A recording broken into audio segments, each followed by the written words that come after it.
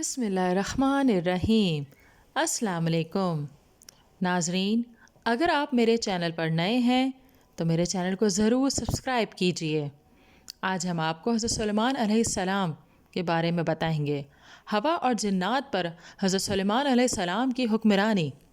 ارشاد ربانی ہے، اور ہم نے تیز ہوا سلیمان کے فرمان کر دی تھی جو ان کے حکم سے اس ملک شام میں چلتی تھی جس میں ہم نے برکت دی تھی، اور ہم ہر چیز سے خبردار ہیں۔ اور جنات میں سے بعض ان کے لیے غوطے مارتے تھے اور اس کے سوا اور کام بھی کرتے تھے، اور ہم ان کو نگہبان تھے۔ سورہ سواد میں اللہ نے مزید فرمایا، پس ہم نے ہوا کو ان کے ماتحت کر دیا، وہ آپ کے حکم سے جہاں آپ چاہتے نرمی سے پہنچا دیا کرتی تھی۔ ہر عمارت بنانے والے اور غوطہ خور جن کو بھی آپ کے ماتحت کر دیا، اور دوسرے جنات کو بھی جو زنجیروں میں جکڑے رہتے۔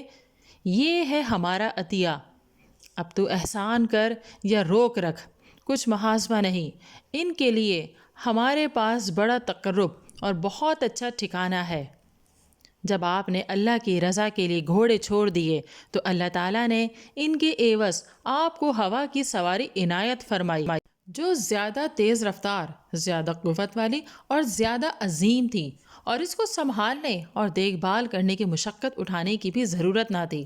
وہ آپ کے حکم سے جہاں آپ چاہتے نرمی سے پہنچا دیا کرتی تھی۔ حضرت سلیمان علیہ السلام کے پاس ایک قالین تھا جس میں لکڑیاں لگی ہوئی تھیں۔ آپ اس پر حسب ضرورت مکانات، خیمے، گھوڑے، اونٹ، ساز و سامان اور جن و انس وغیرہ رکھ لیتے، اور دشمنوں کے خلاف جہاد وغیرہ میں آپ اس ہوا کے ذریعے سے سفر کرتے تھے۔ آپ جہاں جانا چاہتے آپ کے حکم سے ہوا اسے اڑا کر وہاں لے جاتی تھی، اور آپ جس رفتار سے سفر کرنا چاہتے ہوا اسی تیزی سے چلتی تھی۔ ارشاد ربانی ہے، اور ہوا کو ہم نے سلیمان علیہ السلام کے تابع کر دیا تھا۔ اس کی صبح کی منزل 1 مہینے کی راہ ہوتی، اور شام کی منزل بھی مہینے بھر کی ہوتی، اور ان کے لیے ہم نے تانبے کا چشمہ بہا دیا تھا۔ اور جنوں میں سے کچھ ایسے تھے جو ان کے پروردگار کے حکم سے ان کے آگے کام کرتے تھے، اور جو کہ ان میں سے ہمارے حکم سے پھرے گا اس کو ہم جہنم کی آگ کا مزہ چکھائیں گے۔ وہ جو چاہتے یہ ان کے لیے بناتے، یعنی قلعے اور مجسمے اور بڑے بڑے لگن، یعنی پیالے جیسے تالاب اور دیگیں جو ایک ہی جگہ رکھی ہیں۔ اے داؤد کی اولاد، میرا شکر کرو، اور میرے بندوں میں شکر گزار تھوڑے ہیں۔ اللہ تعالیٰ نے جنوں کو حضرت سلیمان علیہ السلام کے متی کر دیا تھا۔ وہ ان کے حکم سے ہر کام انجام دیتے تھے اور کسی حکم کی خلاف ورزی نہیں کرتے تھے۔ وہ جن ان کے لیے محرابی عمارتیں بناتے اور دیواروں پر تصویریں بناتے۔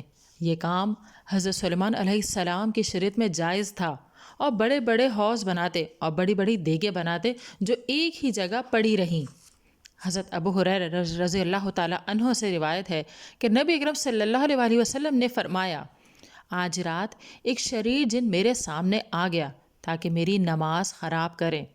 میں نے اس پر اللہ کی توفیق سے قابو پا لیا۔ میرا جی چاہا کہ اسے مسجد کے کسی ستون سے باندھ دوں تاکہ تم سب اسے دیکھو۔ پھر مجھے اپنے بھائی حضرت سلیمان علیہ السلام کی وہ دعا یاد آ گئی کہ انہوں نے فرمایا تھا، اے میرے رب، مجھے بخش دے اور مجھے ایسا ملک اور ایسی حکومت عطا فرما جو میرے سوا کسی کے لائق نہ ہو۔ تب میں نے اسے ذلیل کر کے چھوڑ دیا۔ نبی اکرم صلی اللہ علیہ وسلم نماز پڑھانے کے لیے کھڑے ہوئے تو ہم نے آپ کو نماز کے دوران میں یہ فرماتے سنا، میں تجھ سے اللہ کی پناہ میں آتا ہوں، میں تجھ پر اللہ کی لعنت بھیجتا ہوں۔ 3 بار فرمایا، اور آپ نے اپنا ہاتھ آگے بڑھایا گویا کسی چیز کو پکڑنا چاہتے ہیں۔ جب نماز سے فارغ ہوئے تو ہم نے عرض کی، اللہ کے رسول صلی اللہ علیہ وسلم، ہم نے آج آپ کو نماز میں وہ بات کہتے سنا ہے جو بات کہتے پہلے کبھی نہیں سنا، اور ہم نے آپ کو ہاتھ بڑھاتے دیکھا ہے، اس کی کیا وجہ ہے؟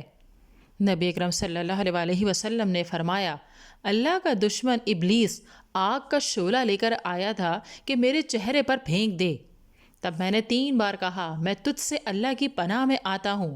پھر میں نے کہا، میں تجھ پر اللہ کی ساری لعنت بھیجتا ہوں۔ 3 بار کہنے پر بھی وہ پیچھے نہ ہٹا۔ میں نے چاہا کہ اسے پکڑ لوں۔ اگر حضرت سلیمان علیہ السلام نے وہ دعا نہ کی ہوتی تو وہ صبح کو بندھا ہوا ملتا، مدینے والوں کے بچے اس سے کھیلتے۔ ناظرین، اگر ویڈیو پسند آئی ہے تو اسے لائک کیجئے، شیئر کیجئے، کمنٹ دیجئے اور چینل کو ضرور سبسکرائب کیجئے۔